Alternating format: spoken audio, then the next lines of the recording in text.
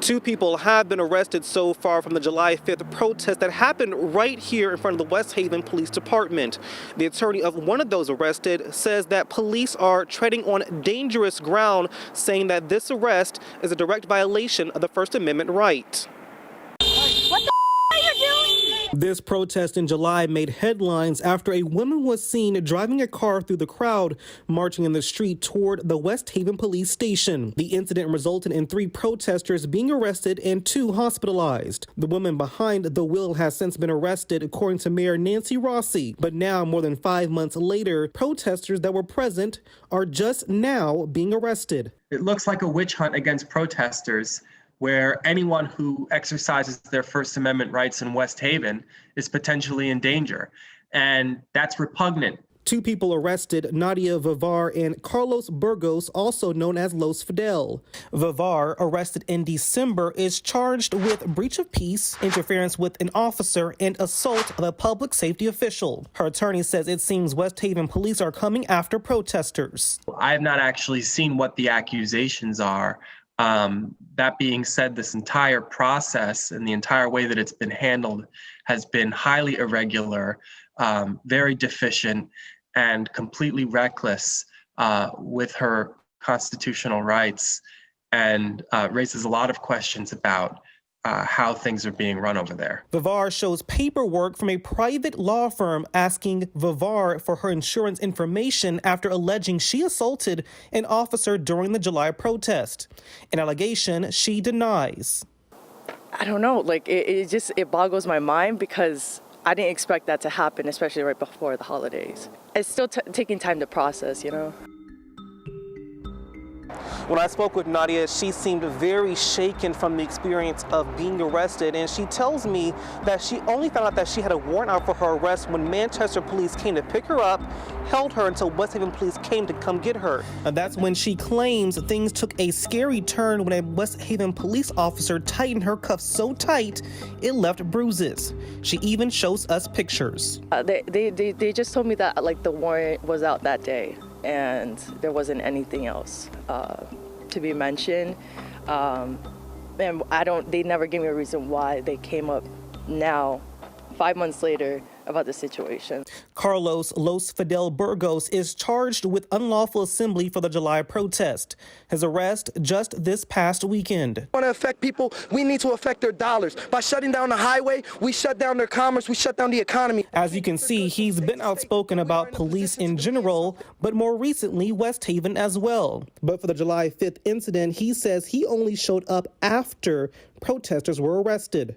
I got you, bro. I got you, bro. Once I heard that a friend of mine had been hospitalized and someone else had been hospitalized as well, I showed up to the scene just to be vocal about, our intolerance for that type of treatment.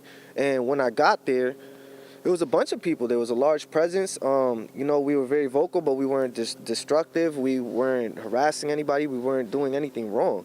My face has never been hidden. I've been a part of different rallies in Bridgeport and Stanford and Milford and Norwalk and East Haven and New York and Hamden, everywhere. West Haven Police Department is the only police department to issue out a warrant for my arrest. In Connecticut, police have exactly 1 year to bring charges for most misdemeanors. So the charges came well within the window, but Los Fidel is asking, why now? A Sergeant Patrick Baturla with the West Haven Police Department telling Fox 61 warrants were obtained after an investigation was completed and applied for. I just viewed their charges and do not see similarity between the two. However, I can confirm the charges are stemming from the same date in question. I think it shows a clear pattern of just harassment and retaliation for us protesting, police brutality, and it's truth be told, it's kind of bullying at this point. State Senator Gary Winfield also questions the timeline of the investigation and arrests. It feels abnormal. That's why we're waiting for the answer. But no, I have not seen what appears to be happening here. And I would be interested in why it's taking place in the way that it's taking place.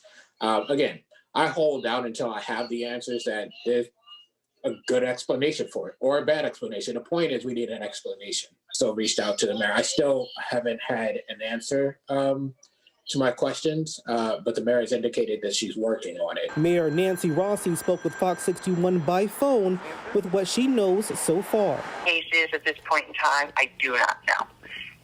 And yes, there have been additional arrests due to the July 5th protest, and some were done very, very recently. And I've told that a lot of the holdup was that they had to go through video footage, and also COVID. As we know, the courts are not operating the same as they do, and not with the same speed that they once did. So getting warrants signed and getting, things heard has been a longer process than it normally is. Members of the West Haven Community Alliance say that explanation is not enough. Brandon Patterson worked with police while organizing the July 5th protest in question. He says he's still shocked. Everybody had full awareness of what was going to take place. We coordinated with officers. We did all the work that you could possibly do to make this a safe event. And to see charges still being laid is alarming. Patterson says he even received compliments from both police and city officials during the initial portion of that protest.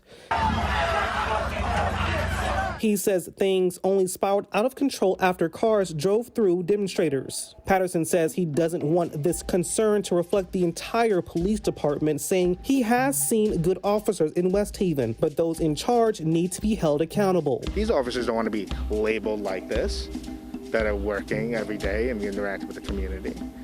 But if that's what the leadership is basically instructing and facilitating, that's going to be the only way it looks. So let's stop hurting your department and stop hurting our community, and let's work together. Everyone we interviewed say that they are simply looking for answers for these arrests from the West Haven Police Department.